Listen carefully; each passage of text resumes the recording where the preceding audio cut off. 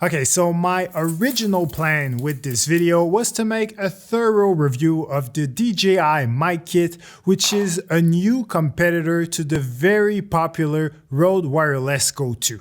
The Rode Wireless Go 2 is a great piece of kit that allows you to record good quality audio from two sources at a time, from a distance, with no wires. What's not to love?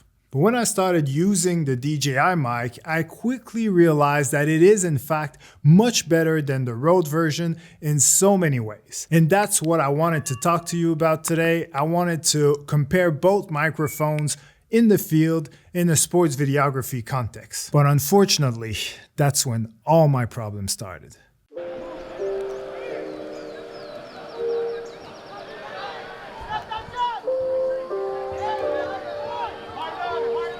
First, I went to the biggest boxing event in Australian history and decided to wear the DJI Mic while I was filming. All right, so hopefully this works. Hey, every time I look out, I'm on my lookout, cause niggas tripping. No, I ain't hoping, no sense in voting for politicians. All of that hating, don't be creating. Food in my kitchen, all of that talking without no walking. Can't help my vision when I step out and put my neck out. They try to play me so I don't go out without my blowout. Brought that 380, all of my brothers pray for their mothers, cause I can't tame them, got no answer. Can't kill their cancer, how can you blame them? But since I could only talk and test a microphone in between rounds and in between fights, it quickly became obvious that those moments were way too loud to test a lapel mic like this properly. By TKO, fighting out of the right corner. Sorry, it's pretty loud. It'll be a good test, I guess, to see how much my voice stands out with all this background. So then my second idea was to go to AAMI Park and film some rugby league. But this time my plan was to focus mainly on the distance that these things can cover, because a rugby field is even bigger than an American football field, so it was the perfect opportunity to see how the wireless connection of both these microphones would handle what is basically the longest distance you would ever have to cover as a sports videographer. But unfortunately, this happened. Take two for this test. I've got both microphones on me, and I'm gonna try to go in that corner over there. 2 very boring minutes later.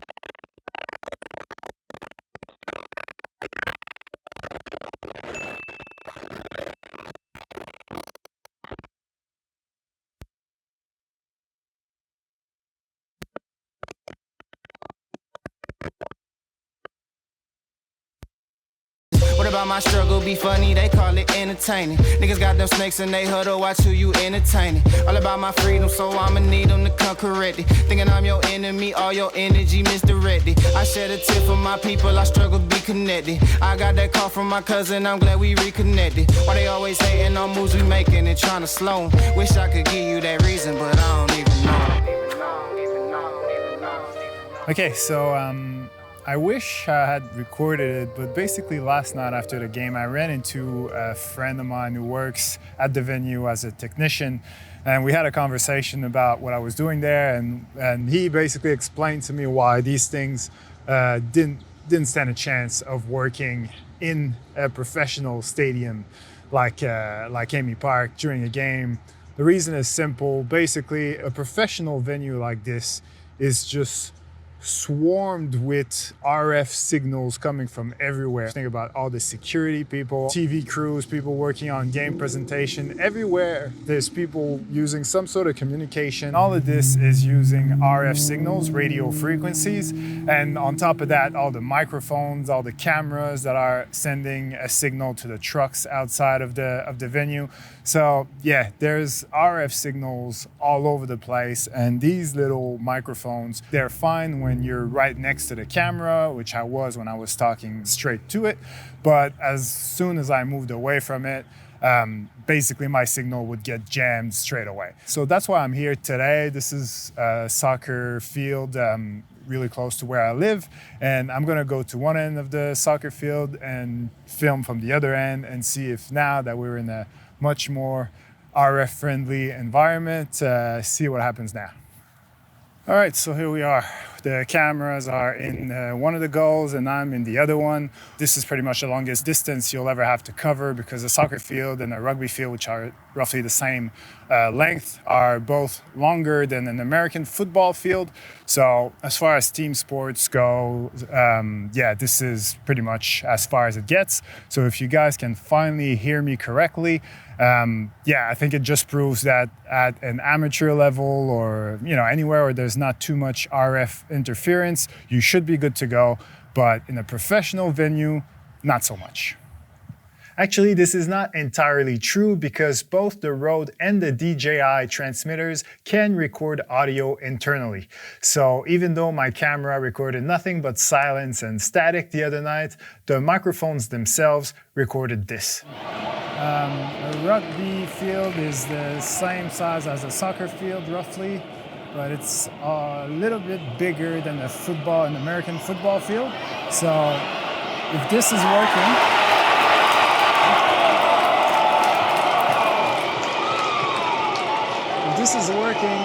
it means that you could cover any type of team sports, really, because, unless you're covering cycling or something, I think this size is pretty much the biggest you'll ever encounter.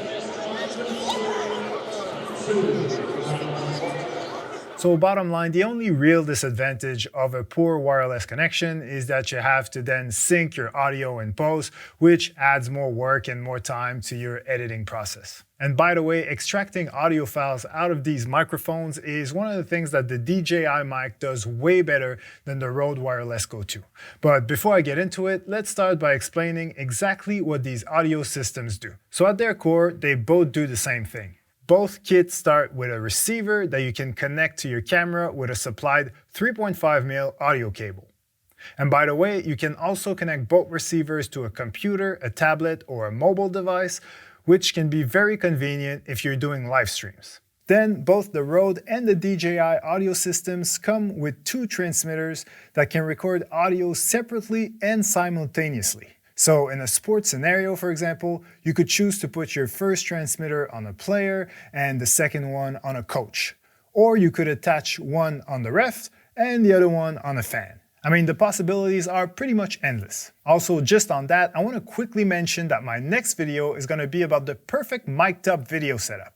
I'm going to show you exactly what you need and where you need to put it to record great audio and also keep your equipment and the player wearing it safe at all times, whether you're filming basketball or football or even hockey. So make sure you subscribe and click that notification bell because I'm quite busy these days. Honestly, I've got a couple of big projects going on with clients, so my consistency hasn't been great and I'm not exactly sure when the next video is gonna come out. So if you wanna make sure you don't miss it, as I said, make sure you subscribe and click that notification bell.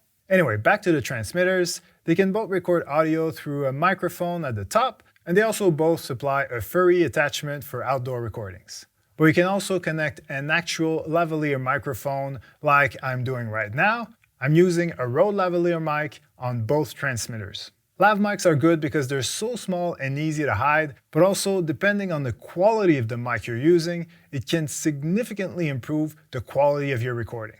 When it comes to the settings, both have very similar options to offer, which I'm not going to go through today because we'd be here all day. Instead, I'm going to focus on the main differences between the two that ultimately made me choose the DJI. By the way, I should mention that I'm not paid by DJI to make this video. They didn't even send me the kit for free. I paid for it with my own money, and the Rode Wireless Go 2 kit I borrowed from a friend, so I can really say whatever I want about both these brands. First off, audio quality.